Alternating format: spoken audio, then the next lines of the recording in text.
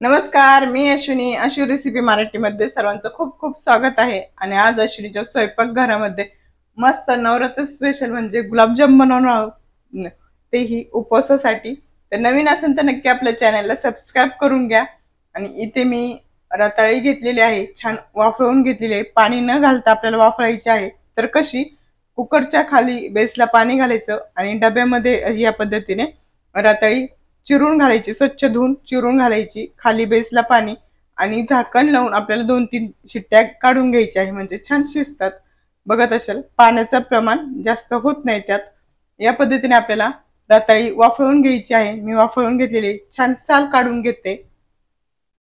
आपण सर्व रताळे सोलून घेतलेले छान मॅश करून घ्यायचे. आणि आपण पाणी न घातल्यामुळे काय होतं, तर पाणी जास्त जात नाही रताळ्यांमध्ये आणि मिल्क पावडर जी असते ती व्यवस्थित मस्त अशी कमी लागते आणि छान असा गोळा होतो.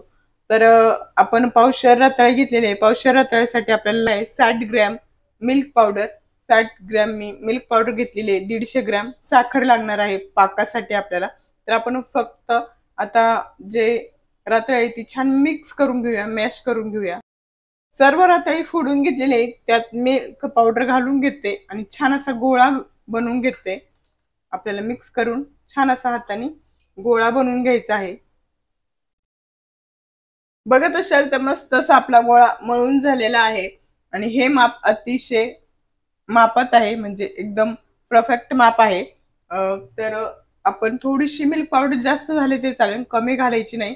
त्यासाठी छान असे गुलाबजाम होतात. आणि आता आपण पाक करायला घेणार आहोत. तर पाकासाठी मी घेतलेले 150 ग्रॅम साखर. आणि आपल्याला वाटीने जर मोजली तर 1.5 वाटी साखर आहे. तर आपल्याला 1 वाटी पाणी लागणार आहे.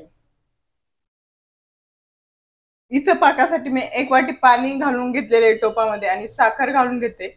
आपल्याला 1 तारी किंवा 2 तारी पाक नाही करायचा, फक्त थोडासा घट्टसर झाला पाहिजे. आपण दरवेळेस गुलाबजाम बनवतो तसंच पाक आपल्याला करायचा आहे. पाक होतोय तोपर्यंत आपण गुलाबजाम बनवायला घेऊया. अगदी छोट आपण दरवेळेस गुलाबजाम बनवतो तसं आपल्याला गोळा घ्यायचा आहे. छान आपल्याला गुलाबजाम तयार करायचे आणि पटकन होतात, जास्त वेळ लागत नाही. बघत असाल या पद्धतीने सर्व गुलाबजाम आपण बनवून घेणार आहोत. याच पद्धतीने सर्व गुलाबजाम आपल्याला बनवायचे आहे. गुलाबजाम बनवते तोपर्यंत नवीन असेल तर नक्की आपल्या चॅनलला सबस्क्राईब करून घ्या.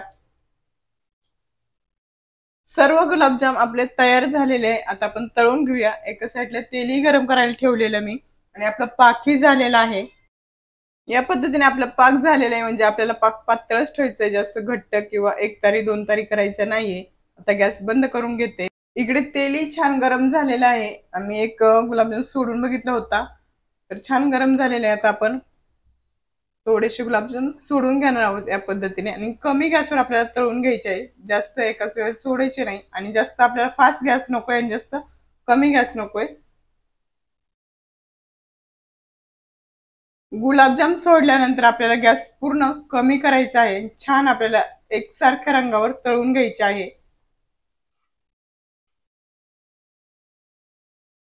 बघत असाल आपल्या गुलाबजामला एकसारखा छान असा सोनेरी रंग आलेला आहे, अतिशय सुंदर दिसत आहे. आणि आता आपण गरम पाकातच आपण गरम गुलाबजाम घालून घेणार आहोत. या पद्धतीने आपण गुलाबजाम पाकात सोडून घेतलेले आहे आणि झाकण ठेवून घेणार आहे. बघत असेल मस्त आपला पाक शोषून घेत आहे गुलाबजाम. झाकण ठेवून घेते आणि पुढची बॅच तळायला घेते. दुसरी बॅच आपली तळून झालेली आहे. दुसरी बॅच आपल्याला पाकात सोडण्या अगोदर आपल्या जी पहिले गुलाबजाम सोडून घेतले होते गुलाबजाम पाकामध्ये, ते गुलाबजाम आपल्याला काढून घ्यायचे आहे. आणि दुसरी बॅच आपल्याला पाक गरम करून मग घालायची आहे. आता मी पाक गरम करून घेते, नंतर दुसरी बॅच घालून घेणार आहे. बघत असाल तर सर्व गुलाबजाम या पद्धतीने आपली झालेली आहे. आणि जे आपण पहिली बॅच होती ती वरच्या साईडला टाकलेली आहे. आणि अगदी रसरशीत असे आपले गुलाबजाम झालेले आहे. बघत असाल खूप छान दिसतात. बघत असाल तर अतिशय सुंदर असे आपले उपवासाचे गुलाबजाम तयार झालेले आहे. आणि आजची रेसिपी कशी वाटली नक्की कॉमेंट्स मध्ये सांगा. रेसिपी आवडली असेल तर नक्की लाईक करा, शेअर करा, चॅनलला सबस्क्राईब करा. पुन्हा भेटूया अशाच रेसिपी संग. तोपर्यंत स्वस्त राहा, मस्त राहा, मेन म्हणजे आपले व्हिडिओ बघत राहा. बाय सर्वांना.